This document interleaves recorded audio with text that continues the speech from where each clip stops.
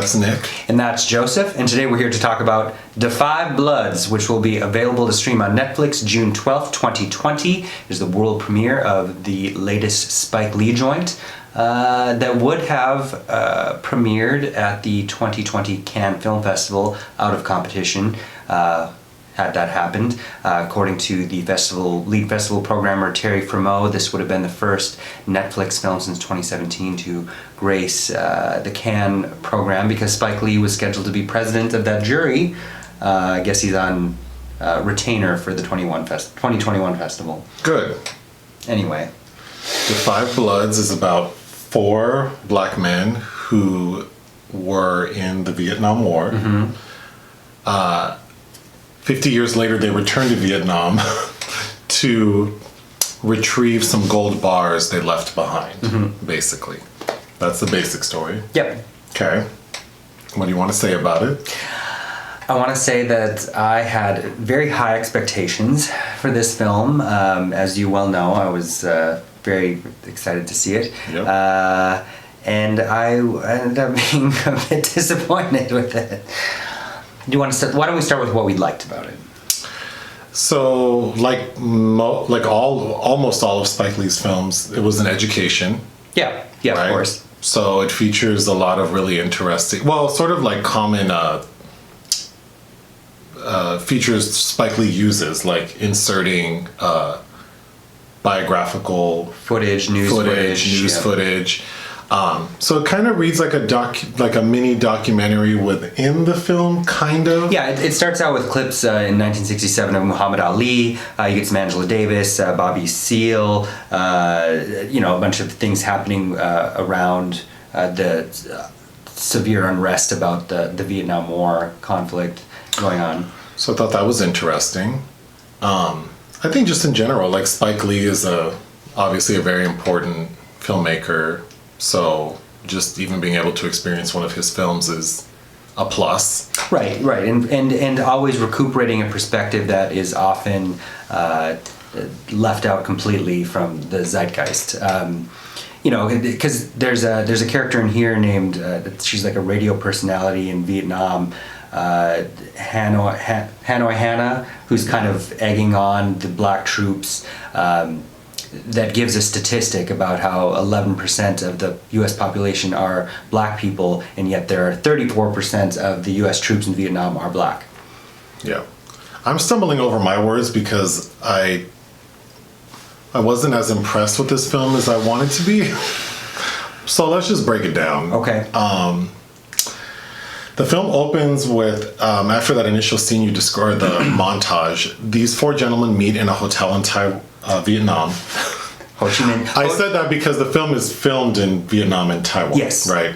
But they're in Thailand, Vietnam. I thought. Or Thailand. Sorry. The bulk of this takes place in modern day Ho Chi Minh City. So these 4 gentlemen kind of meet up in the lobby of their hotel, which is interesting. So why don't we just say it without giving our commentary first? Okay. So the 4 gentlemen meet up in the hotel and they begin to sort of like plan out their trip. Pretty quickly, Delroy Lindo's character, Paul, he's like the most affected. Like he clearly has PTSD. He's a MAGA hat wearing Trump supporter. They're kind of feeling each other out. It's not very clear how much in contact they've stayed over the years. They're kind of feeling each other out. It's obvious they don't have a very clear plan as to how they're going to execute retrieving millions of dollars worth of gold bars and returning it back to the U.S. And also they're retrieving the body of their squad leader, Stormin Norman, who's played in flashback only by Chadwick Boseman. So the reason they're even able to go on this mission to retrieve the gold bars is they've told the Vietnamese government along with the U.S. military that their sole purpose for the trip is to retrieve their squad leader. But really, I mean, that's only half the story. The other half is to get the gold bars. So then one of the characters, Otis, he kind of ventures off on his own. Come to find out, he goes to visit an old prostitute he used to have relations with, and he believes that she can help him Yes, because now transport the money. Now she's involved in imports and exports in the country. Yeah. So she is able to help him. She refers him to some guy. He's going to charge like a huge percentage. She refers him to Jean Reno. Some guy, some French guy. Also, at the same time, we realize that she has a daughter, like a mixed race daughter, biracial daughter, who looks a lot like Otis. So obviously, that's his daughter, but we don't really know that for sure. Then, before they go off on their mission, Delroy Lindo's son just pops up. Like, without telling anyone, he flies to Vietnam, basically to like con his way into getting a piece of the pie. So, kind of an unsavory character. But also because he's under the ruse of worrying, and the guise of worrying for his father. Sure. They venture off. They find a tour guide named the Vietnamese guy. What's his name? He's like their tour guide. Vin. They kind of venture off. Like they make their way to like the area where they're going to go on this excursion. And Vin says, like, I don't know why you won't let me go with you. I can help you. And they're like, no, we're good. Like, we can go by ourselves. So they make their trip there. He drops them off. They just go off into the jungle and start finding gold bars. They end up finding gold bars. They end up finding their squad leader. They also end up finding some landmines. And also, right before their trip, Jonathan Majors, who plays Delroy Lindo's son, has kind of a dalliance, a flirtation with Mélanie Thierry, who is this French expat who is living in Vietnam. She's the descendant of this. She's an heiress. Of people that got rich off of the Vietnamese people, and in order to kind of give back, she has established this organization called LAM, Love Against Mines and Bombs, and her and two of her cohorts are there to find landmines that have been planted from the war. So these three white people are in Vietnam trying to find landmines and then like remove them. So while the five gentlemen are out there finding their gold bars and their squad leader, I don't know why I can't remember that. Eddie, played by Norm Lewis, Broadway star. He steps on a landmine and is blown to smithereens. Then Delroy Lindo's son steps on a landmine, but he recognizes it and like freezes. So there's this scene where like coincidentally the three Love Against Mines and Bombs people, the three little lambs literally appear, and they attempt to assist, but they don't know how, which is really awkward because that's their whole gig. Anyway, they're successful in removing him from the landmine. They then take the lamb people hostage because now they know about the gold bars. They make their way back to like the pickup point, but now they've been ambushed because the French guy, whatever his name Jean is, Reno, he was like, I mean, he's a bad guy. He obviously was going to steal all their gold, not just the high-ass 20% he wanted. So that just kind of takes a turn. Basically, everyone dies except Delroy Lindo's son and Otis. And Mélanie Thierry lives, She lives. They are successful in getting the money back. Otis goes to see the prostitute and like address his daughter. Delroy Lindo's son. So another sort of subplot was the Storm and Norman had wanted to use the gold bars like towards like the cause. Like he wanted to be for the people. So Eddie, the guy who gets blown up first, he proposes like, hey, when we get this money, we're going to give it to the people, right? And they're like, hell no, like we're going to, like, this is mine. You can do whatever you want with your share. So at the end of the film, the three people who are left surviving, the three survivors, the French lady like dedicates like millions of dollars to like her two buddies who got blown to smithereens or whatever. Delroy Lindo's son donates it to the cause, like a Black Lives Matter group. And then Otis, doesn't he write a check? I don't recall. Whatever. The end of the film is them distributing their money. Okay, that was really long. Yeah, this film. So go ahead. No, so Norm Lewis is kind of new to the Spike Lee fold, and he's probably about a decade younger than the rest of these men. And you can kind of tell. The other ones are all Spike Lee alums. Delroy Lindo, who kind of gets the showiest role here, is often kind of over the top and hysterical. So there's a lot of this that feels like camp. Like this film is trying to be serious, but fails at it. So it's uncomfortable in a way, at least in my opinion, that makes it entertaining in a way it wasn't intended to be. I think that, so there are three filmmakers plus Spike Lee. He's reuniting with his Kevin Wilmot, who wrote the Oscar-winning Black Klansman, as well as Chi-Raq. There's some fundamental things that aren't addressed here, such as why now? Why 50 years later are these men coming back when they're kind of old and decrepit?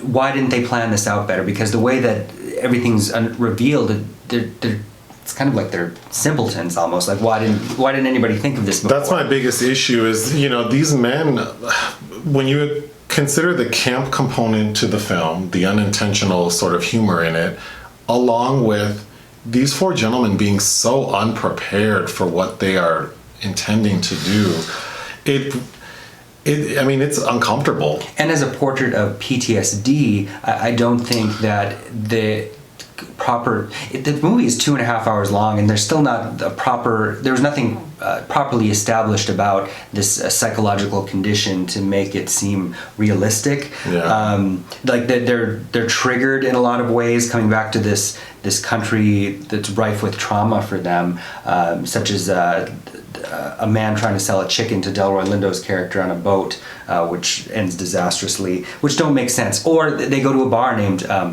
and we have to come back to this, Apocalypse Now, and a boy without a leg that they give money to cruelly throws firecrackers at their feet, knowing that they're GIs. So there are things there, like there are all these ideas and all these subtexts there that just don't quite work. It's like they're at odds with one another, and they often cancel each other out. Yeah.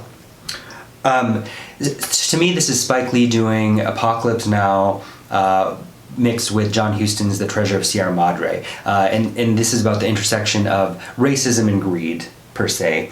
And I was talking to you earlier about Chinua Achebe, who famously asserted that Joseph Conrad's The Heart of Darkness was a racist text. It was not just a depiction of colonialism and racism, it was a racist text. And of course, that is important to bring up because Coppola's Apocalypse Now is Heart of Darkness. And so how Spike Lee is kind of refracting both Conrad and Coppola, but at a stance like Achebe, who's criticizing depictions of this country and the erasure of black stories in this country and in these paradigms. So for those things, yes, it is an important film, and a lot of people are calling it prescient, considering what's going on in the U.S. right now. But Spike Lee, these have been his messages and his motifs since he started in 1986. Was She's Gotta Have It. Like, if people are saying Spike Lee's having a comeback, I was saying this isn't new for him. This is new. He's been here for years saying the same thing, doing the heavy lifting. It's just, I think this feels incoherent. The plot is like a pulpy mechanism of going back, an adventure story to get this money, and they're become warped by greed. But it's just jumbled up with all these things going on that make it seem really messy and bloated. You said something like there's no pain or... I don't believe the pain or the pleasure of these men. Yeah. Like even as their camaraderie is not evident. No, even as they're meeting, my first note was then when they're meeting in the lobby, like this feels a lot like the old black man version of Girls Trip, or not to be disrespectful, but it just had that sense of like this. I thought it felt like the opening scene of Why Did I Get Married To, when they're all in the airport. Yes, like it's so like convivial. There's nothing. the seriousness, the ramifications of what they've gone through are never inherent. And so when we flash back initially to Chadwick Boseman in Vietnam, and there's that shootout sequence where they find those gold bars, everything feels very choppy and rushed. I do like the cinematographer, Newton Thomas Sigel, who did Drive, which is a beautiful looking ambient film. And some parts of this film look beautiful, but then Spike Lee always does kind of play with formatting and textures. There's some interestingly photographed moments, but really it's the editing. Like Adam Gough, who edited Cuarón's Roma recently, I must have had his job cut out for him, because a lot of this feels very shoddy, especially the action sequences. And I think we also should talk about how all four men Don't talk too much, because we need to wrap this up. All four of the leads are playing themselves in the flashbacks. Yes, which... I think I remember reading, probably in development, that Spike Lee had gone against de-aging, the de-aging. which I'm glad he did. And it's expensive. And distracting sometimes. It's an interesting choice. It's the least of this film's problems, but an interesting choice. After watching it, I wish it would have been more like a mix between like Jacob's Ladder and like Ocean's 11. But it's not thrilling. Even their trek to go find the gold, it looks like they're walking through like this developed rice field. They just kind of like happen upon these gold bars while one of the characters is about to take a shit. He's like digging a hole and finds a gold bar. Which is kind There's a lot of subtext that I can appreciate, but it would take a lot, because really the film to me felt calamitous. I was smirking and giggling more than anything. I think really it is the screenplay which feels odd, because even some of because these are all fine actors, and a lot of them seem to kind of, it just never feels realistic. Even I think to me the best one that comes out, Delroy Lindo is giving it to you, but in fact he breaks down the fourth wall and is delivering monologues to the screen like some tragic Shakespearean protagonist, but it just doesn't work. The feeling isn't there that it should be. But to me, the one that walks away the least unscathed, in my opinion, was Jonathan Majors, who is in the Last Black Man in San Francisco. Let's wrap it up. What would you give this film? I would give this film 2 out of 5. I would give this film 2 out of 5. And no. like Spike Lee, even when Spike Lee's not, like, to me this felt a lot like, did I say how this felt like Summer of Sam, where his interest in a certain time and place, I think, overrides what he's able to do with it. Unlike To Do the Right Thing or Bamboozled or Jungle Fever, where that goes back to the pleasure and the pain, where Spike Lee's style really comes through with these characters and everything. The feeling's there. It's just not Got it. here. Got it. All done? Sure. All right, bye. Bye.